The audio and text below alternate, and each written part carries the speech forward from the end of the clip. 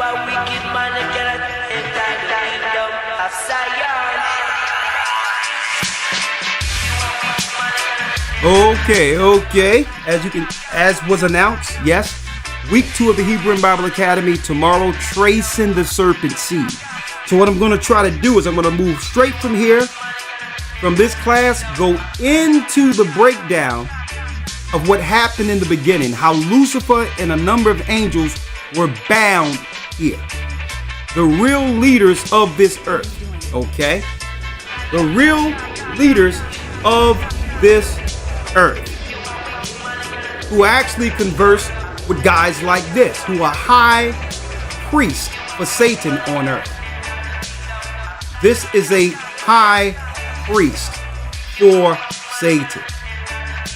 There's many of these guys. A high priest for Satan right here. Antichrist. Antichrist. The Dalai Lama. Antichrist. High priest for Satan. Okay? So we're going to give it one moment. Before I go there, let me just, since Elder Lawyer, waiting for Elder Lawyer here for a moment. All right. Okay, he's coming now. He is coming now. Great. Matthew 24:1, Elder Lawyer. Yes, sir. See, and this is why Christ had to come. He would give us another opportunity as the lost sheep of the house of Israel. He would give us another opportunity if we came to him under the true doctrine after repenting from sin. He would give us access to the original power and covenant that was lost as covenant people.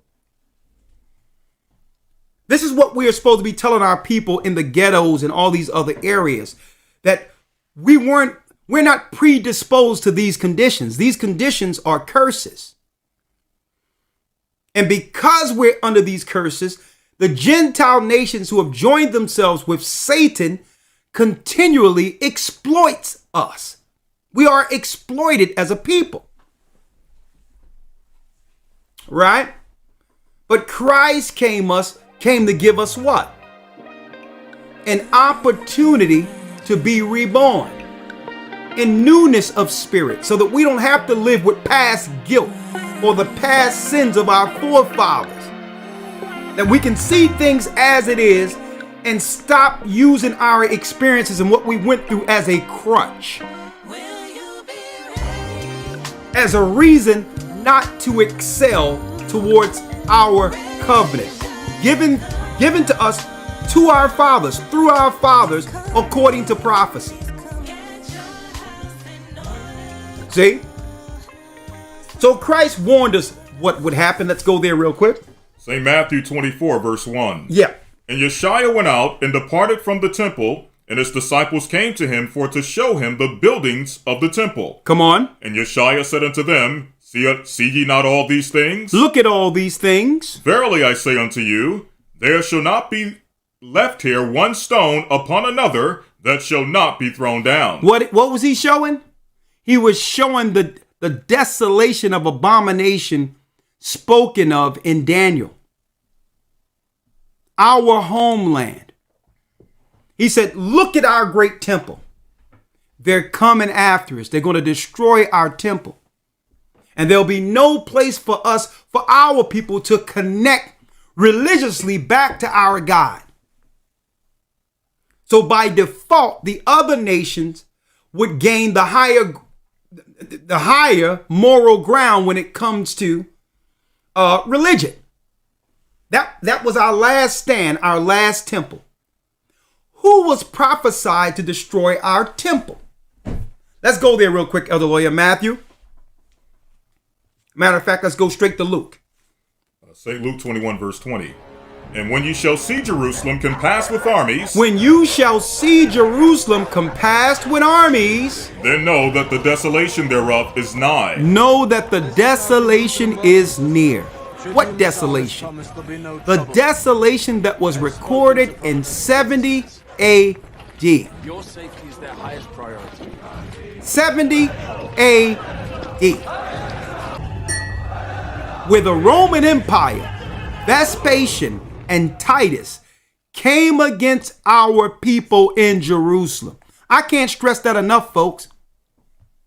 Because before we can start discussing a current modern day restoration, we must first address who were the people there historically. Now, I'm not saying that we should restore ourselves in Israel because I know what's about to happen there. I have news today that's going to tell you what's going to happen there. The high diplomats and kings are leaving Jerusalem and Israel knowing what the fallout will be in the war. And I'm going to show y'all where they going, all of that today.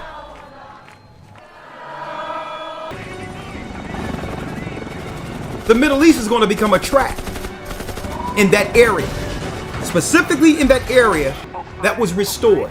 It's going to be a trap for some people, and I'm going to talk to you about it in a moment. But let's see what Christ said. Read it again. Verse number 20. And when you shall see Jerusalem compassed with armies, then know that the desolation thereof is nigh. Come on. Then let them which are in Judea flee to the mountains. So we fled into different parts of the earth. We went into different parts of Morocco, other areas.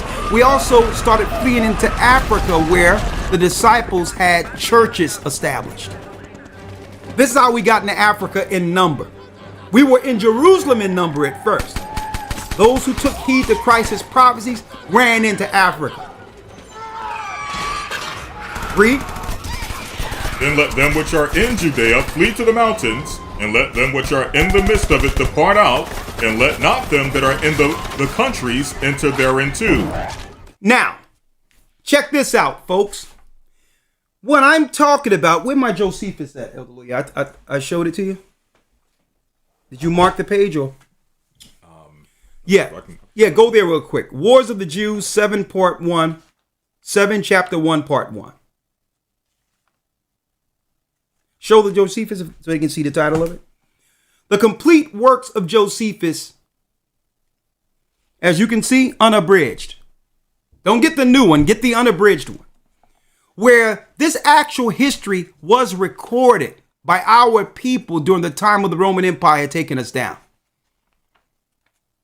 So this is not no religious view here, folks. This is history I'm talking about, where we lost our temple.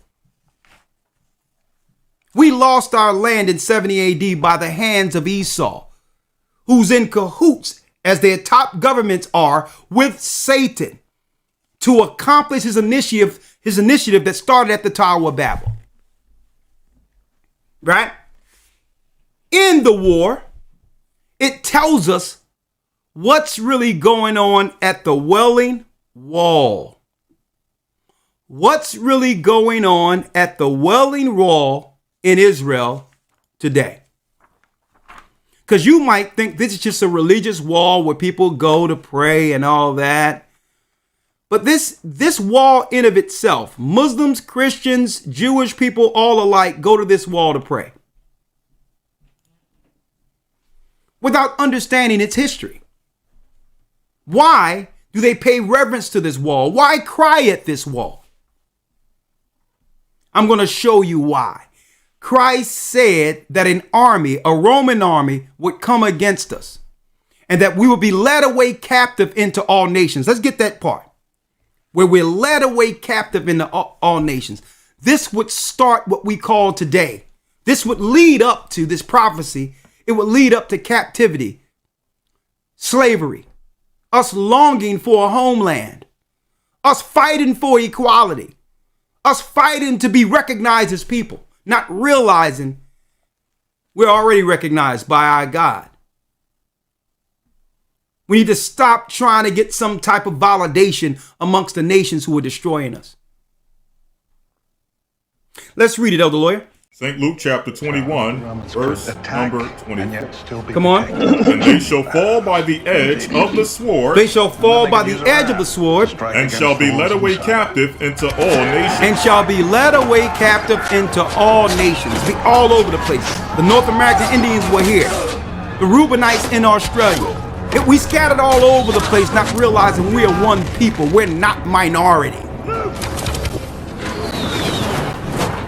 We have royal blood running through our veins. We're the children of Israel, the bloodline of Christ, the bloodline of Judah, Benjamin, Levi.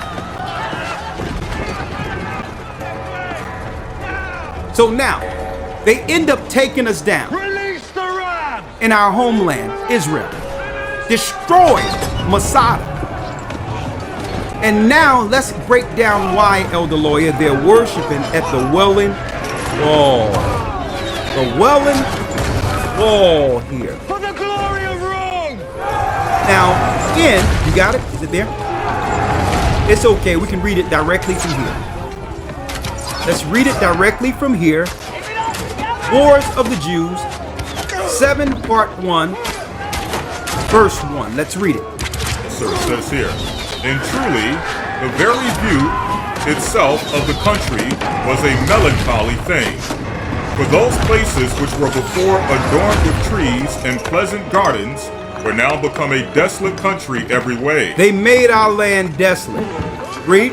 And its trees were all cut down, nor could any foreigner that had formerly seen Judea and the most beautiful suburbs of the city, and now saw it as a desert, but lament and mourn sadly at so great a change. Come on. For the war had laid all the signs of beauty quite waste. Nor if anyone that had known the place before had come on a sudden to it now, would have known it again. But though he were at the city itself, yet would he have inquired for it notwithstanding. So it actually Josephus is actually chronicalizing after Christ's time, exactly what's going on here. He's witnessing what Christ said would happen to Jerusalem. Now, when you go into the history, it tells us that, so where does the Wailing Wall come from that you see here? Where does it come from? Why are they at this wall crying? Well, when you look at the history, it is actually a wall that belonged to the Roman fortress Antonia, built by Herod the Great and named after Mark Antony. What the Bordeaux Pilgrim provided in his writings is a perfect description of what we all call today the Haram Esh-Sharif. It is the remains of Fort Antonia.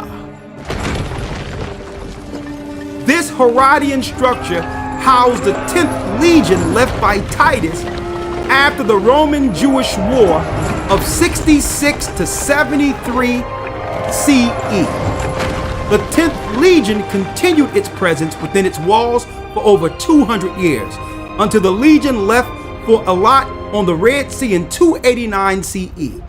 The Haran Esh-Sharif, Fort Antonia, is the only remaining part of the Jerusalem that existed in that period of Herod and Jesus. And the present Jewish authorities have mistakenly accepted the Western Wall as being the wall of Herod's temple. They are wrong. It is actually the Western Wall of Antonia. Of Antonia, folks. That's what this wall is. The wall of Antonia, where what? Where the troops was held up and were ordered to destroy our people. This is where they held troops that destroyed Jerusalem. This is the place they housed the killers and the destroyers of our people. Until this day, they give reverence to that fort because they believe this fort helped them crush our people that were in Israel before we fell as a people. Look it up, Fort Antonia. That's the ruins that now they went back to make what? To pay homage to the God who gave them power to destroy us, the beast himself, Satan.